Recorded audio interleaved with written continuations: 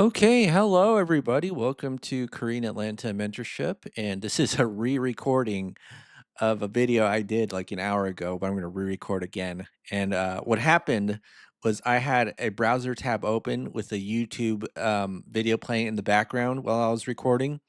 And then I had all my speakers in mute, so I didn't even realize that it was playing. But we're going to go ahead and re-record velocity banking because that's essentially what we do every single day. Okay, so what is velocity banking? All it is a debt payoff strategy where you throw all of your money into debt with the help of something called a line of credit. So, if you're making good income, $7,000 a month, that's really good income. And you have $6,950 and 18 cents in expenses, and your leftover savings is $49. Do you need to make more money to get out of this hole? And a lot of people will say yes, right? A lot of people are just going broke. In fact, if you just kind of do a quick Google search right here, six figures, paycheck to paycheck, right? You see that it says a high percentage of six-figure Americans are living paycheck to paycheck. And this one, Lending Club and payments.com found that 51% of Americans are earning $100,000 more said they live paycheck to paycheck, right? So, uh-oh.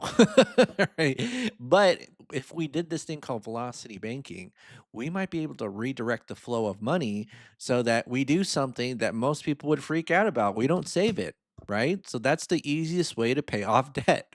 Don't save money. And we're going to use something called a line of credit to help us not save money. Is that amazing? Velocity banking is not saving money rebranded with the help of a line of credit. And let's go ahead and show how by simply redirecting the flow of money, we can increase this number called cash flow. And we're going to assume that we have access to something called a line of credit. So, what is a line of credit? All it is a financial tool where you could borrow money, pay it back, and then use it over and over again. So, that's just what a line of credit is. This is a $280,000 home equity line of credit that I have. I essentially just push a button. Okay, push a button and then I can dump up to $280,000 in uh in my checking account at a 7.5% interest rate, right? And I have over $594,000 in lines of credit, which it also includes credit cards. Now you may ask, how did I get so much credit? I'm going to tell you the ultimate secret when it comes to getting credit. Banks don't lend money to people who need it. And so if you're here and you're trying to get credit, that's a no-no to the bank, right? Because they see that you need money. What you have to do, kind of like getting an insurance policy, you got to get the insurance policy before you crash the car, not afterwards. But too many people are like, well, I'm broke and I saw this velocity banking strategy now. Can I get a line of credit? I've only known one exception to this, but I won't teach it to you because I'm going to show you that you need to have a good foundation, right? Everything is about building the foundation. I don't want you to skate off with exceptions. Learn how to do it right? Maybe someone gives you a insurance policy after you crashed a car. I still wouldn't teach you that. You got to learn how to get the insurance policy before you start driving, okay? So that's what we're going to do today. And we're going to assume we have an $85,000 line of credit available. In fact, if I were to do this, I would use both credit cards and lines of credit, right? And the reason why we use credit cards and lines of credit is because credit cards have this magical ability to float interest or to float your balance without having to pay interest as long as you pay the statement balance in full, right? And so that's what we're going to do. And so, first step to doing velocity banking is you do a budget. So you have your income, expenses, and then you have your leftover savings, and then you have an expense breakdown of all of every single debt that you have. We got four credit cards, two auto loans, two student loans, a mortgage, and then on the very last line, we have our general expenses, which is our food, gas, insurance, everything we know we have to pay for every single month. Or if you pay it once a year, you just average it the monthly expense, right? So what we're gonna do is we're gonna move some of our debt, not save money. And if you want to see me not saving money, look at me. If I have anything other than a balance of 0 in my checking account, I'll be, like, a little bit nervous, right? Because we're throwing all of our money into something called a line of credit.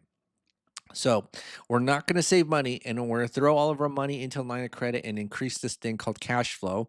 So the easiest debt to start off with is the high interest rate credit cards, right? High interest rate credit cards and also those short term buy now, pay later loans. Let's get rid of those. I don't have those here, but if you do have them, you might want to consider getting rid of those first. All right. So take a look at this by simply moving $77,000 of credit cards. Okay, this is where the clickbait magic happens.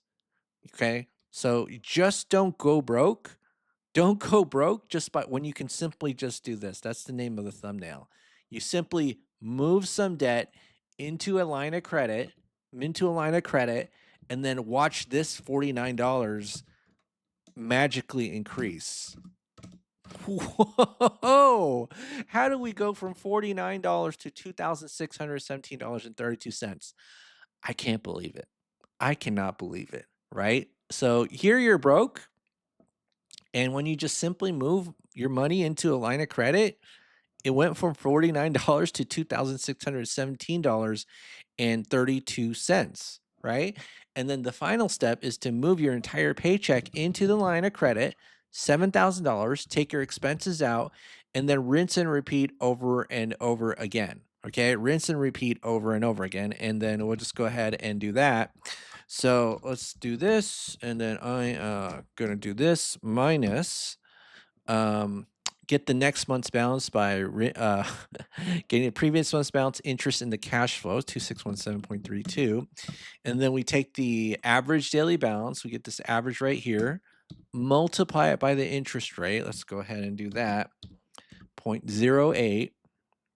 And then you divide by 12. And all you do is just copy and paste. And look at that, paycheck in, expenses out, paycheck in, expenses out. And we are doing so much better than the $49 of savings that we originally had, simply just by making one move. How do we go from $49 to 2000? I don't even know. It must be scam. Anyways, so let's go ahead and copy and paste and see when all of this credit card debt gets paid off. So in 33 months, 33 months, it is fully paid off. 33 months. So let's go ahead and do that. 33 months, 77K of debt, right? I'm going to copy and paste this. And then luckily we have this loan calculator. So we have 2 auto loans, 2 student loans, a mortgage.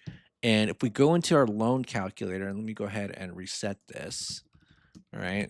All right. So if we go into our loan calculator and type in the current month, right?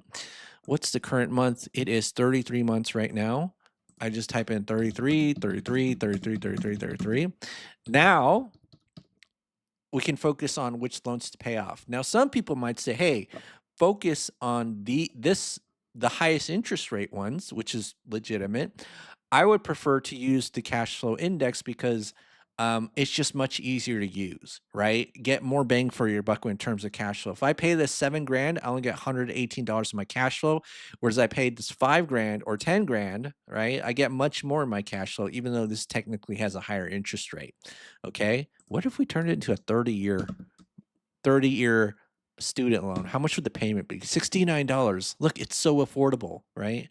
And then you end up paying a lot more in interest. All right. So let's go ahead and pay these off. So this is going to be G2 plus G3. And that's going to be 16 grand in 2 auto loans. So let's go ahead and do that. And I actually started using the cash flow index more when people would send me spreadsheets unsolicited. Like they'd be like, here's my spreadsheet on the emails. And then they had like more than 15 debts and I was like overwhelmed. All right. So now as we have over $3,000. Take a look at that. That was pretty quick. $3,000 of cash flow. Oh my goodness. Let's go ahead and do this. And let's go here. So this is going to be minus 3256.06. And then we're going to do that. And then let's see. All right. So in 1, 2, 3, 4, about 5 months, we got rid of 2 cars. Not bad. So 38 months. So it's going to be 77 plus 12 plus 21, which is 110K. 110K. All right.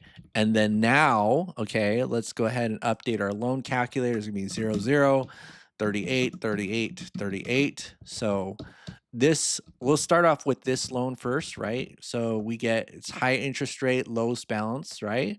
So let's go ahead and start off with that one first.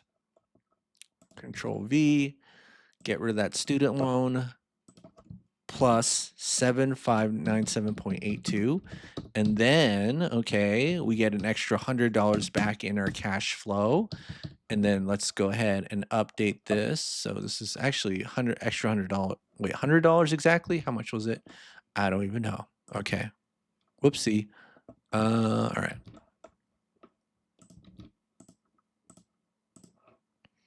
Okay, so minus 3374.76. And then I am going to erase and then copy and paste this, right? And then I am going to do this. And so in 2 more months, we got rid of one student loan, right? One student loan. And so that's going to be 40 months. And then that'll be 120K, right? And then let's update this calculator. Am I going too quick? That's how good I am, because I've been doing 900 plus videos on this, I think. And the people are like, you go so fast. And it's like, yeah, that's a good thing because I know how to do this off the top of my head because I've been doing this, you know, 1,000 plus times. Remember that Bruce Lee quote where I fear the man who just does one kick 10,000 times. This velocity banking spreadsheet is like my one kick 10,000 times, right? He doesn't fear the man who does 10,000 kicks once. All right. So now, where are we? 40 months. So let's go ahead and all right, 25 grand. Now, some things to consider when dealing with amortized loans, right? So if you have a long-term loan, low interest rate, that's going to be the same as a high cash flow index. And what that means is that you don't really, if you're moving this loan into a line of credit, think about what itty bitty cash flow you get compared to the size of a loan. And so if you're moving a 3% loan into an 8% line of credit, that's probably not a good idea.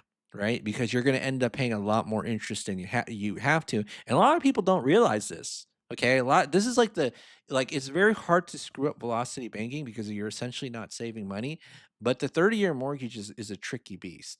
But you can still use an 8% line of credit to pay off that 3% or even a 0% loan. Like when you do a 0% loan, you literally overpay by like a couple grand, right? Like what would be the equivalent of a loan origination fee. And yeah, so just kind of be aware of that nuance. So now let's go ahead and pay off the student loan, and we have a velocity banking calculator to kind of help us do this. And so what does this do? It just kind of determines the debt payoff when we use a line of credit to pay it, and we're going to use something called a chunking method, which is just like put a piece of the loan, a chunk of the loan into the line of credit. So let's just go ahead and do that, and I'm just do this right here. So let's go ahead and copy and paste. All right. A function that is very well used within the world of Microsoft Excel. So 3254.01. So it's going to be our expenses, 3254.01. And then what's the 10-year term? What's the payment? 371.23. 371.23. And then the interest rate is 5%. 35,000, and let's see if we just type it in, how long it takes. 25211.43. So 25211 211.43. Is that right? 40 months, 25211, 5%, 10 years, 371.23. Okay, I think it is right. I just want to double check. Okay, so now this is going to take 0.6 months. All right, so 0.6 months. And then, okay, so now it's 40 plus 0.6 times 12, which is going to be 48 months. So it's going to take us about 8 months to pay it off, right? So let's go ahead and do that. This is going to be 0, I think. And then, okay. All right, I think we got it. All right, so now we just got to do the mortgage, so it's 48 months. Okay, and then we just kind of rinse and repeat. And this is going to be a 30-year mortgage, 30 years, and then our general 220. So basically our expenses is everything except for the loan we're trying to pay off right here. And so it's $2,200, and then our monthly payment is 1054.01, 1054.01. And then what is the interest rate? Interest rate is 3%, 250,000, and the current balance is 228150. 228150. 4.3 years. Okay, take a look at this. All right, so now let's see what happens when we move the loan into a line of credit. We're going to pay a lot more interest. You see that? So we're paying 47 grand in moving the loan into a line of credit, but instead we could just pay 16, right? So the amount that you move into the line of credit matters. Okay, so let's go ahead and do this 4.3 years. We're good. And I'm just going to go ahead and do 48 divided by 12 plus 4.3. Whoopsie. It's not false because I don't know how that could be false. That's 8.3 years and we're debt free. 8.3 years and we're debt free. All right. And then this is going to be 155. Okay. All right. Well, that's it, folks. So now we got rich people problems. See how easy that was? You see how easy that was? Just don't go broke when you can just do velocity banking. Am I right? Now, just a quick plug. If you're interested in not only learning about velocity banking, but also maybe stepping up your financial literacy and what do you call it? Real estate investing education game. Go ahead and click the Go form link below because I learned this from Renatus, and I'm a what you call an independent contractor marketer. Meaning, if you buy from me, I'll sell you what you're looking for. Hopefully, all right. So before we end, let me go ahead and stare at this fully fully paid off 30-year mortgage. All right, fully paid off 30-year mortgage. Where's my the fully paid off 30-year mortgage? Oh, it's right here, right? In 2 years and 9 months. 2 years and 9 months. And right here is me being the GOAT, the greatest of all time, because I asked ChatGPT, hey, I paid off my mortgage in 2 years, 9 months. And am I the GOAT? And ChatGPT was like, the mirror from Snow White, mirror, mirror, right? And I was like, yes, you are the GOAT. Or that's what ChatGPT said. I am the GOAT. In fact, that's why I got these little ghosts right here, because every time we got pay off debt, we got to add a goat. Greatest of all time. Right? Okay, so hopefully you can hear me now without some random YouTube noise in the background. I was listening to the video. I was like, what the F is going on? And then I didn't realize I had YouTube playing in the background. But now it's just us. It's just an intimate setting where instead of Netflix and chilling, we're velocity banking and chilling, folks. All right. Well, that's it for today. Have a great day, and I'll see you all on the next video.